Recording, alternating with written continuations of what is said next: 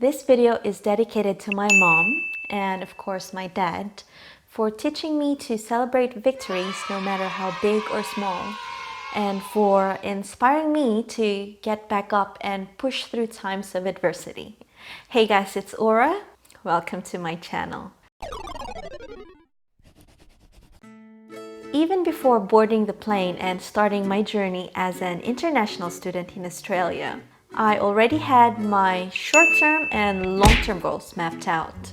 Part of my long-term goal was to secure work visa sponsorship before my student visa expires, and from there, I plan to work on my permanent residency. For someone who had just landed in a foreign land, these goals seemed pretty far-fetched. Because, you see, I only had a one-year student visa for my Bachelor of Nursing course. And between juggling uni responsibilities and part-time job duties, it's kind of hard to find time to hunt for work visa sponsorship. But then again, as I usually say, with advanced planning, right mindset, and positive thinking, nothing is impossible. How did I do it? Keep watching to find out. I arrived in Australia in February 2015. My first goal was to get a part-time job.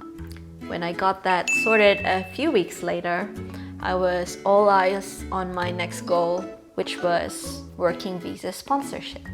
I did all my research and planned early because I know I will be very busy with uni requirements later on. I found out that in Australia, employers follow a hierarchy when it comes to hiring employees. They hire qualified applicants in the following order of priority: Indigenous applicants, Australian citizens, permanent residents of Australia or New Zealand citizens, temporary residents with valid working rights, and international students, and lastly, overseas applicants. Yep, the government mandated businesses in Australia to make sure this is strictly followed. Additionally, you can't work for Australian government if you are a non-resident, which is pretty reasonable because, of course, as with any other countries, their citizens come first. Furthermore, employers need to prove that the job position has been on the market for a while, and they are still unable to fill the job position before they can offer work sponsorship. So, being an international student that time, my only option was to apply for job positions in the private sector. There's actually a number of private companies and organizations that offer work sponsorship. You just really need to be very diligent with researching and looking for them online.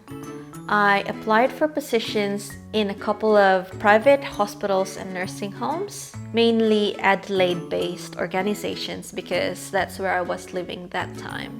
But later on, I decided that it's best to apply for interstate positions as well.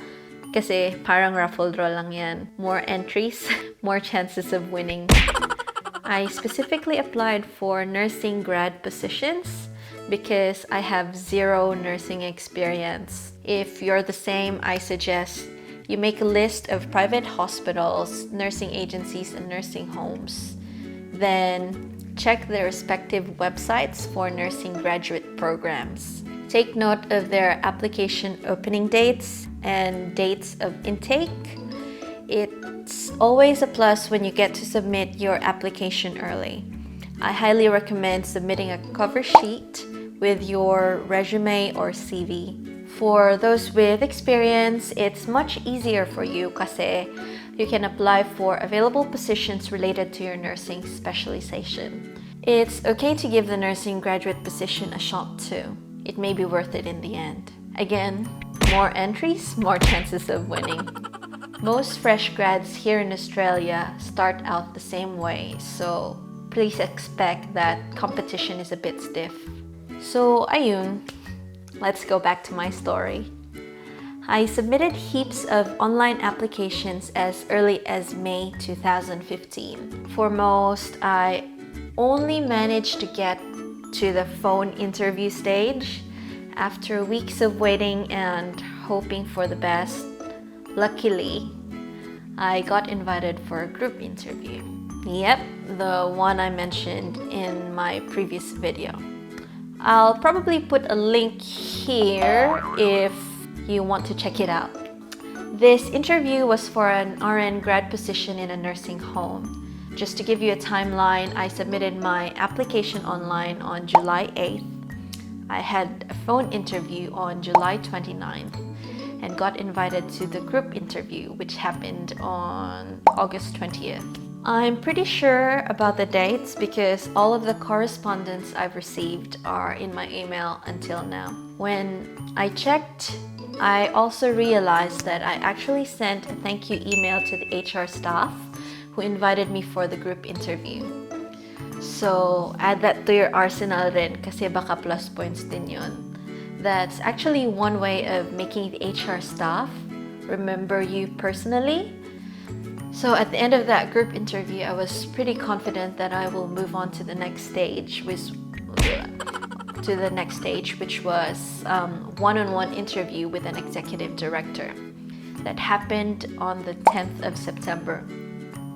I know I did well with that interview as well. However, I had to wait for a month before getting a verdict. And yeah, came October 1st, I received an email to update me about the job application. The email stated that all the positions have been filled. Aww. And I was like, no. Yes, mga beshies, gumuho bigla ang mundo ko. However, it also stated in the email that I have been put on the merit list, meaning should positions open up in the next couple of weeks, my application will be reconsidered. At this point, I wasn't really expecting much from it anymore. I rang my parents to inform them that Plan A didn't work and it's time to move on to Plan B. I sincerely apologize to them kasi they will have to spend more money so I can enroll in another course just to stay in Australia under a student visa until I finish processing my permanent residency. I told them I will pay them back once I get a job. I know, I'm very lucky to have supportive parents.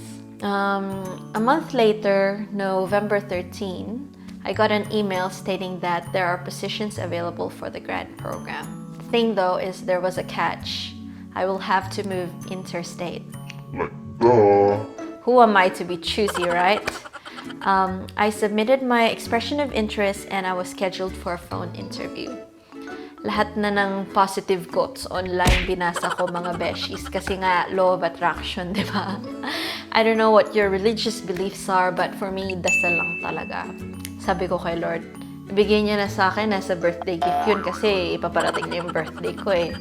So, November 25th, 3 days after my birthday, I still remember it very well. I was at the bus stop on my way home from my hospital placement when I got a phone call from an executive director in one of the facilities in Melbourne. Prior to this, I already did my research about the said facility, and I guess the executive director was impressed. This is how I know that prayer works, because during that phone call, I was offered a job with visa sponsorship. And who am I to refuse, right? My plan A eventually worked out after all. After that call, I just sat at the bus stop and cried. I cried because all of the pressure and all of the burden that I have been carrying on my shoulders the past couple of months since I landed in Australia have finally been lifted. If I remember correctly, out of 500 plus applicants, only 100 got invited for the group interview, and out of that 100, only 22 or 24 got in the grad program. And out of those, there were only 2 of us that got work visa sponsorship. The rest of them are citizens and permanent residents. I initially thought that it was impossible, but that time I realized that it is possible. I can't believe I achieved my goal even before finishing my course. In the end, I graduated in December 2015 with peace of mind, knowing that I will have a full-time job even before my student visa expires. Yep, so in the months that followed, the company shouldered the migration agent costs for processing my work visa and of course the application fee as well. I also got a relocation package which included airfare, hotel accommodation, and pantry allowance for my first 2 weeks in Melbourne. My work visa was valid for 4 years, and I had the option for the company to sponsor my permanent residency after 2 years of employment, which I actually didn't take since I applied for my PR independently a year later. For those who are not nurses, I'm sure that you can also find work visa sponsorship online. If not, maybe through a referral, so make connections as much as possible. The hiring process will likely be somewhat similar. Maybe some of you guys will have a quicker hiring process or some will have a longer one. Kaya tiyaga-tiyaga lang talaga. So yes, the lesson here is each of us really need to have grit. We need to set our eyes on our goal and do all means to achieve it. There will be some pushback for sure, but your right mindset and positive thinking will get you there. If you feel a bit disheartened, I suggest you go to Google and search grit quotes. You'll find a lot of inspiration from there. Trust me, that's what I did. As I said, this video is dedicated to my parents, for without their help, I wouldn't be where I am right now. And also a big thank you to every one of you who have commented, liked, and shared my videos. You guys motivate me to make more videos like this. If there's anything you wish to add, leave me a comment below. Special shout out to those who have subscribed to my channel. If you're new here, please consider subscribing by clicking this logo right maybe here or here. Again, this is Aura reminding you to just keep rolling. Have a great day. Bye.